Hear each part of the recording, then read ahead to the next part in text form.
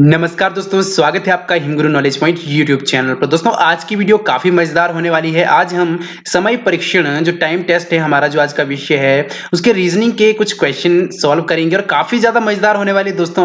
And तक आप बिल्कुल भी बोर नहीं होंगे। तो अगर अभी तक आपने हमारे चैनल सब्सक्राइब नहीं किया है तो सब्सक्राइब जरूर कर दे। तो चलिए शुरू करते हैं।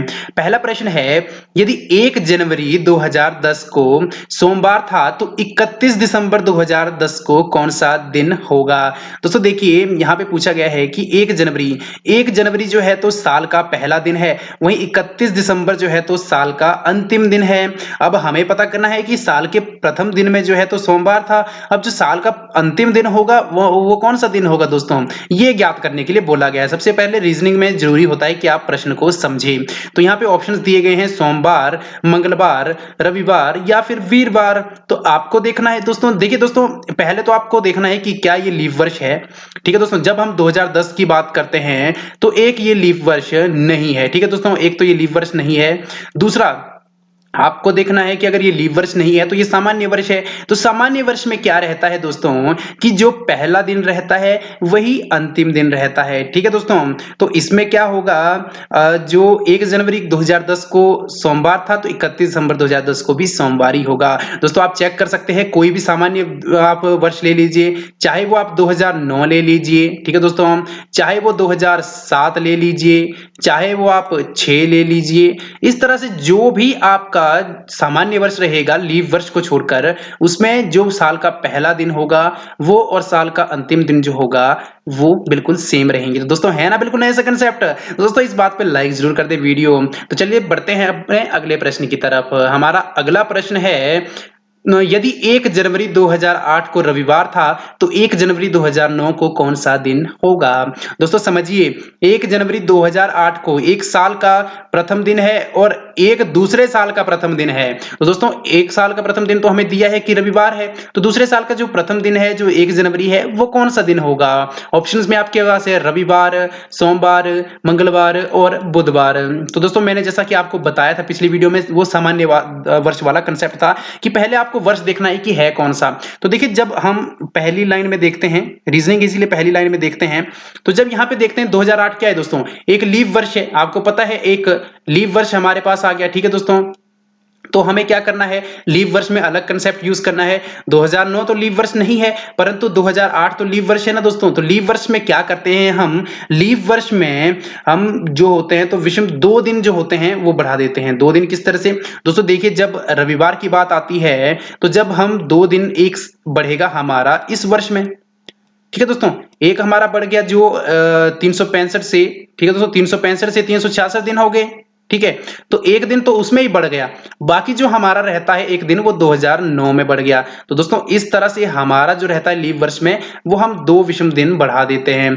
तो इस प्रकार जो हमारा रहता है वो क्या रह गया दोस्तों, आंसर जो हमारा आया वो क्या आया, रविवार से 2 दिन आगे तो क्या आया, मंगलवार। जी हाँ दोस्तों, काफी इजी से कंसेप्ट है ना दोस्तों। तो समझना पड़ता है बस यार, इजी सब कुछ लगता है, बस समझना पड़ता है रीजनिंग जो होती है। चलिए बढ़ते हैं अपने अगले प्रश्न की तरफ। हमारा तीसरा प्रश्न जो है वो है, जो 1945 के लिए वही कैलेंडर होगा जो वर्ष वाई के लिए था। वाई का मान ज्ञात कीजिए। देखिए दोस्तों, हमें जो है तो वाई का मान ज्ञात करना। अब पूछा क्या गया है कि 1945 के लिए वही कैलेंडर होगा जो वाई के लिए था, मतलब वाई जो है तो इससे पीछे ही होगा। जाहिर सी बात है, मान लीजिए यहां तो ऑप्शंस में चलो मैंने सिंपल सा दिया है कि पीछे वाले वर्ष ही दिए हैं। कहीं आपको 1945 से 1946 ऑप्शन में दिया हो तो कहीं ऐसा नहीं कि आप सिलेक्ट कर ले। सबसे पहले रीजनिंग को समझे दोस्तों, यहां पे था यूज किया है तो इसका मतलब जो पिछला ही वर्ष था। ठीक है, तो 1945 के लिए अगर कोई कैलेंडर है तो वो किस वर्ष के लिए वही कैलेंडर होगा। ठीक है दोस्तों, वो ये ज्ञात करना हमें। अब ये कैसे ज्ञात करना है दोस्तों, आपके मन में ये सवाल होगा कि बहुत ज्यादा टफ है सर, ये कैसे हम ज्ञात करें। तो चलिए इस बारे में मैं आपको बता देता हूं कि आपको कैसे ज्ञात करना है।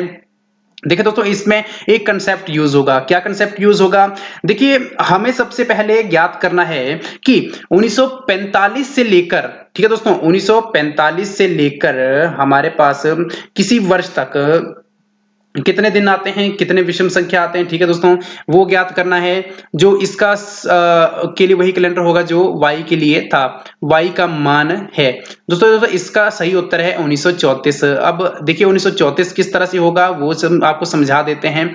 क्यों होगा 1934, पहले ये समझा देते हैं, क्योंकि आपको एक दिन सिलेक्ट करना है। आपको यहाँ पर कोई कंसेप्ट लगेगा जरूर, बट आपको एक एक करके सभी जो है वर्षों को यहाँ पर कंसेप्ट के तौर पर यूज करना पड़ेगा, तभी जाकर आप निकाल पाओगे। तो चलिए 1934 है इसका सही उत्तर। तो मैं आपको बताता हूं कि कैसे होगा।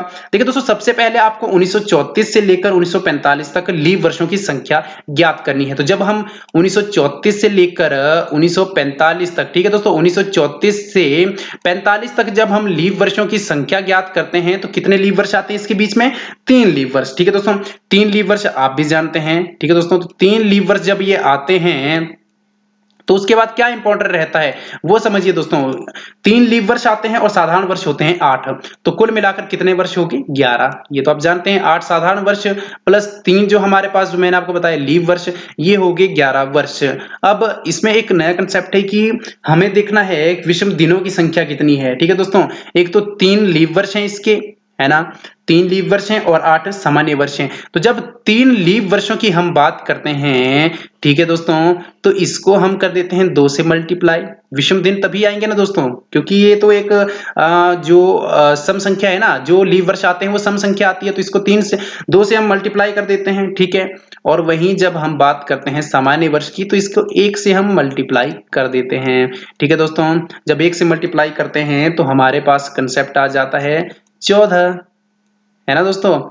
तो ये देख सकते हो आप, जब 14 आता है तो 1945 से 1934, देखिए दोस्तों ये समझने लायक चीज है कि ये जो 14 आ गया इसके बाद जो होगा, तो ये इसमें बताता है कि 1945 के लिए वही कैलेंडर होगा जो वर्ष 1934 के लिए होगा। दोस्तों उम्मीद है कि ये कंसेप्ट आपको जरूर समझ आया होगा। चलिए बढ़ते हैं अपने तीसरे प्रश्न की तरफ।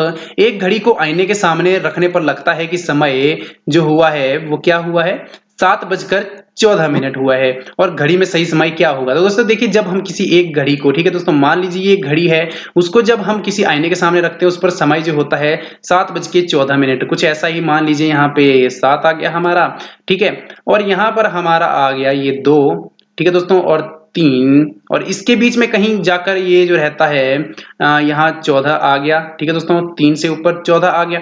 तो ये जब हम मिरर में देखते हैं, ठीक है, तो किस घड़ी का समय देखते हैं, इसको हमें पलटना पड़ता है। जब हम इसे पलटते हैं दोस्तों, और ये सारा जो प्रतिबिंब इसका बनता है, जो मिरर में इसका प्रतिबिंब बनता है, वो किस तरह से बनेगा वो देखने लायक है।